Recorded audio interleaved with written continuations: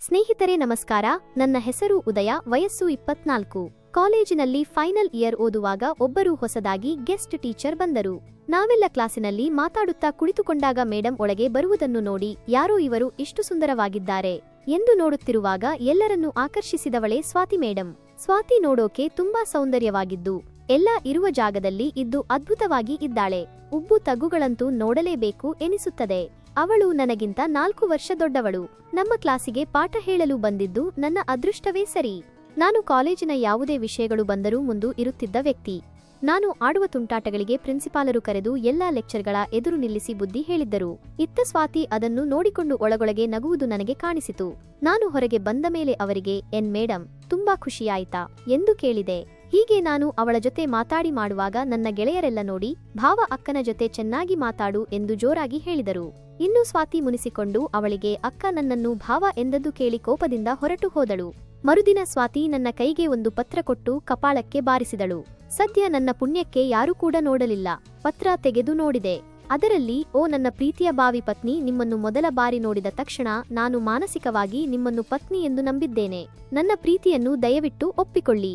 ನನ್ನ ಹೃದಯ ನಿಮ್ಮನ್ನು ಸಂಪೂರ್ಣವಾಗಿ ಒಪ್ಪಿದೆ. ನೀವು ಕೂಡ ಒಪ್ಪಲೇಬೇಕು. ಒಪ್ಪುವವರೆಗೂ ಕಾಯುತ್ತೇನೆ. ನಿಮ್ಮನ್ನು ಬಿಟ್ಟು ಬೇರೆ ಎಲ್ಲಾ ಹೆಂಗಸರು ಅಕ್ಕ ತಂಗಿಯರು. ನಿಮ್ಮ ಉತ್ತರಕ್ಕೆ ಕಾಯುತ್ತಿದ್ದೇನೆ. ಕಾಲ್ ಮಾಡಿ" ಎಂದು ನನ್ನ ನಂಬರ್ ಹಾಕಿ ಇಂತಿ ನಿಮ್ಮ ಉದಯ್ ಎಂದು ಬರೆದಿತ್ತು. ಅದನ್ನು ನೋಡಿ ನನಗೆ ಏನು ದಿಕ್ಕೆ ದೋಚಲಿಲ್ಲ. ನನಗೆ ಗೊತ್ತಿಲ್ಲದೆ ಯಾರೋ ನನ್ನ ಹೆಸರಲ್ಲಿ ಮೇಡಂಗೆ ಲೆಟರ್ ಕೊಟ್ಟವನೇ. ನಾನು "ಮೇಡಂ, ಸಾರಿ, ಇದು ಸತ್ಯವಾಗಿ ನಾನು ಬರೆದಿಲ್ಲ. ನನ್ನ ಮಾತು ನಂಬಿ ಪ್ಲೀಸ್. ವಿಷಯ ಯಾರಿಗೂ ಹೇಳಬೇಡಿ. ಯಾರು ಬರೆದಿದ್ದಾರೆ ಎಂದು ನಾನು ಪತ್ತೆ ಹಚ್ಚಿ ಹಿಡಿದು ತರುತ್ತೇನೆ. ದಯವಿಟ್ಟು ಪ್ರಿನ್ಸಿಪಾಲರಿಗೆ ಹೇಳಬೇಡಿ" ಎಂದು ಬೇಡಿಕೊಂಡೆ. ಅವಳು "ನಿನ್ನ ಬಣ್ಣ ಕ್ಲಾಸಿನಲ್ಲಿ ಬಯಲು ಮಾಡ್ತೀನಿ" ಎಂದು ಆ ಲೆಟರ್ ಅನ್ನು ಕಸಿದುಕೊಂಡು ಹೋದಳು. ನಂತರ ಕ್ಲಾಸಿನಲ್ಲಿ ಅವಳು ಒಳಗೆ ಬಂದಾಗ ನನಗೆ ಫ್ಯಾನ್ ಆನ್ ಇದ್ದರೂ ಬೆವರು ಬರುತ್ತಾ ಇತ್ತು. ನನಗೆ ಅದರ ಭಯ ಕಾಡುತ್ತಿತ್ತು. ಆದರೆ ಎಂದಿನಂತೆ ಕ್ಲಾಸ್ ಮಾಡಿದ ಸ್ವಾತಿ ಮೇಡಂ ಸುಮ್ಮನೆ ಕ್ಲಾಸ್ ಮುಗಿಸಿ ಹೊರಟು ಹೋದರು. ನನಗೆ ಸ್ವಲ್ಪ ಧೈರ್ಯ ಬಂದಿತು. ನಾನು ಯಾರು ಬರೆದಿದ್ದಾರೆ ಎಂದು ಹುಡುಕಲು ಹೋಗಲಿಲ್ಲ. ಅವರು ಕ್ಲಾಸಿನಲ್ಲಿ ತಂಟೆ ತಕರಾರು ಮಾಡಿದ್ದರೆ ನಾನು ಮುಂದುವರೆಯಬಹುದಿದ್ದಿತ್ತು. ಹೀಗೆ ಕಾಲೇಜು ಮುಗಿದು ಹೋಯಿತು. ನಾನು ಹೊರಬಂದು ನನಗೆ ದೊರೆತ ಕೆಲಸ ಮಾಡಿಕೊಂಡು ಜೀವನ ಸಾಗಿಸುತ್ತಿದ್ದೆ. ಒಂದು ರವಿವಾರದ ದಿನ ನಾನು ಬೆಳಿಗ್ಗೆ ಹೋಟೆಲಿನಲ್ಲಿ ತಿಂಡಿ ಮಾಡುವಾಗ ಅವರು ಭೇಟಿಯಾದರು. ನಾನು "ಹಾಯ್ ಮೇಡಂ, ಹೇಗಿದ್ದೀರಾ?" ಎಂದು ಕೇಳಿದೆ. ಅವರು "ಹಾಯ್ ಉದಯ್, ನಾನು ಚೆನ್ನಾಗಿದ್ದೇನೆ, ನೀನು ಹೇಗಿದ್ದೀಯಾ?" ಎಂದು ಕೇಳಿದಳು. ನಾನು "ಸೂಪರ್ ಮೇಡಂ" ಎಂದು ನಾನು ಅವರ ಕಣ್ಣುಗಳನ್ನೇ ನೋಡಿಕೊಂಡು ಮಾತನಾಡುತ್ತಿದ್ದೆ. ಅವರು ಕೂಡ ನನ್ನ ಮುಖ ನೋಡುತ್ತಾ ಮಾತಾಡುತ್ತಿದ್ದರು. "ಎನ್ ಮೇಡಂ, ಇಷ್ಟು ದಪ್ಪ ಆಗಿದ್ದೀರಾ?" ಎಂದು ತಮಾಷೆ ಮಾಡಿದೆ. ಅವರು "ನೀನಿನ್ನು ಮೊದಲಿನ ಚಾಳಿ ಬಿಟ್ಟಲ್ಲ ಕಣೋ" ಎಂದು ನನ್ನ ಕೈ ಮೇಲೆ ಕೈ ಇಟ್ಟು ತುಂಟನಗೆಯಲ್ಲಿ ಮಾತಾಡಿದರು. ಅವರು ಆ ಲೆಟರ್ ನೆನಪು ತೆಗೆದಾಗ ನಾನು ಮತ್ತೆ ಮಾತು ಬರದಂತೆ ನಿಂತುಬಿಟ್ಟೆ. ಅವರು "ಸರಿ, ಹೋಗ್ತೀನಿ" ಎಂದಾಗ ನಾನು "ಆ ಲೆಟರ್ ಇದ್ರೆ ಕೊಡಿ" ಎಂದು ಕೇಳಿದೆ. ಅವರು "ಅಯ್ಯೋ, ಮನೆಯಲ್ಲಿ ಇರಬಹುದು, ಬಾ ಹುಡುಕಿ ಕೊಡ್ತೀನಿ" ಎಂದರು. ನಾನು ಸರಿ ಎಂದು ಅವರ ಮನೆಗೆ ಹೊರಟೆ. ನನ್ನ ಬೈಕ್ ಸ್ಟಾರ್ಟ್ ಮಾಡಿ ಅವರ ಸ್ಕೂಟಿ ಫಾಲೋ ಮಾಡಿದೆ. ನಂತರ ಅವರ ಮನೆಗೆ ಬಂದು ಕೀಲಿ ತೆಗೆದಾಗ ಅವಳು ಒಬ್ಬಳೇ ಇರುವುದು ತಿಳಿಯಿತು. "ಮನೆಯಲ್ಲಿ ಯಾರೂ ಇಲ್ವಾ?" ಎಂದು ಕೇಳಿದಾಗ ಅವಳು ಸುಮ್ಮನಿದ್ದಳು. ಒಳಗೆ ನೋಡಿದರೆ ಫೋಟೋಗಳಿಗೆ ಹಾರ ಹಾಕಿದ್ದು ನೋಡಿ ನನಗೆ ಅವಳ ಅಪ್ಪ ಅಮ್ಮ ಅಗಲಿರುವುದು ತಿಳಿಯಿತು. ಒಬ್ಬಳೇ ಮಗಳು ತಂದೆ ತಾಯಿಯ ಅಗಲಿಕೆಯಿಂದ ಹೊರಬಂದು ಟೀಚರ್ ಕೆಲಸ ಮಾಡುತ್ತಿರುವುದು ನೋಡಿ ನನಗೆ ಪಾಪ ಎನಿಸಿತು. ನಾನು "ಸಾರಿ ಮೇಡಂ" ಎಂದು ಹೇಳಿದಾಗ ಅವರು "ಪರವಾಗಿಲ್ಲ ಉದಯ್" ಎಂದು ಆ ಪತ್ರ ಹುಡುಕಿ ಕೊಟ್ಟರು. ನಾನು ಅದನ್ನು ಓದಿ ಯಾರು ಬರೆದರೋ ಏನೋ, ಇದನ್ನು ಪ್ರಿನ್ಸಿಪಾಲರಿಗೆ ತೋರಿಸಿದ್ದಾರೆ, ನನ್ನ ಮರ್ಯಾದೆ ಎಲ್ಲ ಹೋಗುತ್ತಿತ್ತು. "ತುಂಬಾ ಥ್ಯಾಂಕ್ಸ್, ನೀವು ಹಾಗೆ ಮಾಡಲಿಲ್ಲ" ಎಂದು ಹೇಳಿದೆ. ಅವರು "ಸರಿ, ಮತ್ತೆ ಇವತ್ತು ರವಿವಾರ ಏನ್ ಮಾಡ್ತೀಯಾ ಟೈಮ್ ಪಾಸ್ಗೆ?" ಎಂದು ಕೇಳಿದಾಗ ನಾನು "ಏನೂ ಇಲ್ಲ, ಸುಮ್ನೆ ಮನೆಯಲ್ಲಿ ಇರ್ತೀನಿ, ಯಾವುದಾದರೂ ಮೂವಿ ನೋಡ್ತೀನಿ" ಎಂದೆ. ಅವಳು "ಹೌದಾ, ಮತ್ತೆ ಯಾವುದು ಹುಡುಗಿ ಇಲ್ವಾ?" ಎಂದಾಗ ನಾನು "ನಮಗೆಲ್ಲ ಯಾರು ಬೀಳ್ತಾರೆ ಮೇಡಂ" ಎಂದೆ. ಅವಳು "ಯಾಕೋ ಇಷ್ಟು ಸ್ಮಾರ್ಟ್ ಆಗಿ ಇದ್ದೀಯಾ, ಇನ್ನು ಸಿಂಗಲ್ ಅಂದ್ರೆ ಯಾರು ನಂಬಲ್ಲ ಉದಯ" ಎಂದರು.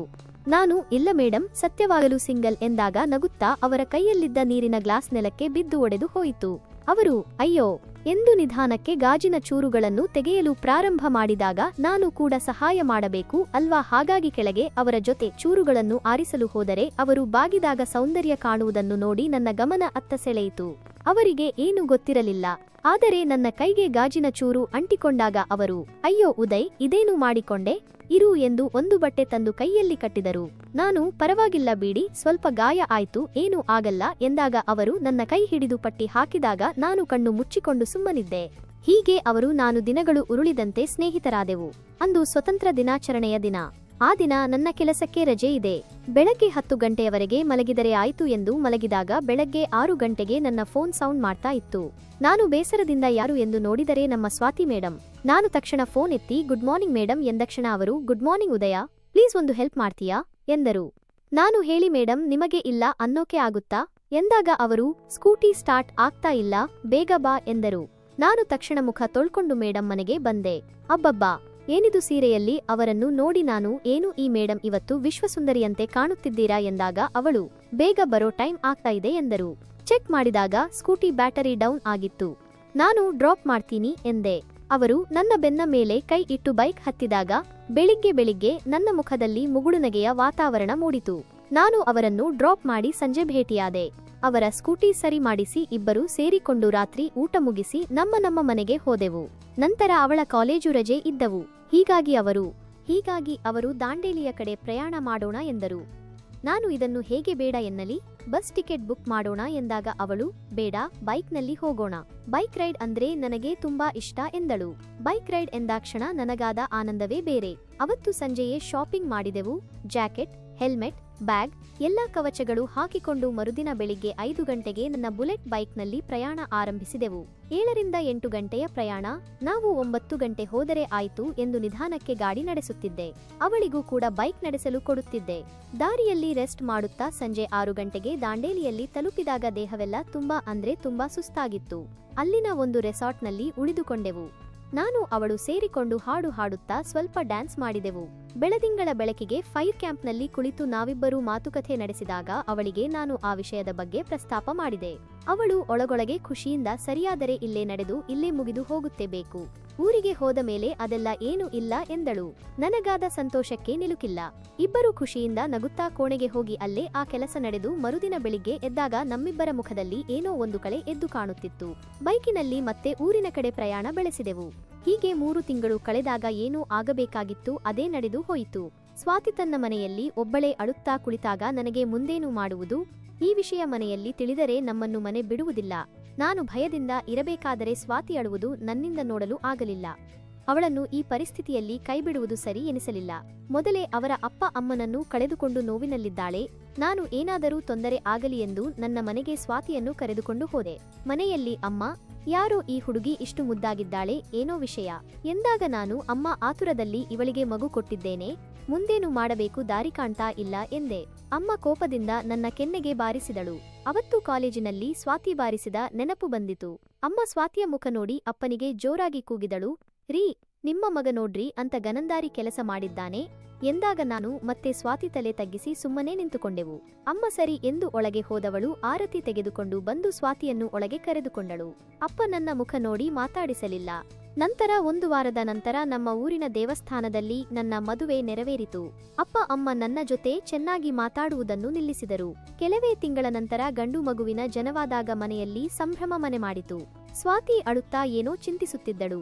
ನಾನು ಪಕ್ಕದಲ್ಲಿ ಕುಳಿತು ಕೈ ಹಿಡಿದು ಏನಾಯ್ತು ಎಂದಾಗ ಅವಳು ಅಳುತ್ತಾ, ಉದಯ್ ನೀನು ಕೈ ಕೊಟ್ಟು ಹೋಗಿದ್ರೆ ನನ್ನ ಪರಿಸ್ಥಿತಿ ಏನಾಗ್ತಾ ಇತ್ತು ಎಂದು ಊಹಿಸಿಕೊಂಡರೆ ಭಯ ಆಗ್ತಾ ಇದೆ ಎಂದಳು. ಅದೆಲ್ಲ ಹೆಂಗೆ ಆಗೋಕೆ ಸಾಧ್ಯ ಹೇಳು, ನಿನ್ನ ಕೈ ಕೊಟ್ಟು ನಾನು ಒಬ್ಬನೇ ಚೆನ್ನಾಗಿ ಬದುಕೋಕೆ ಸಾಧ್ಯನಾ ಹೇಳು ಚಿನ್ನ ಎಂದೆ.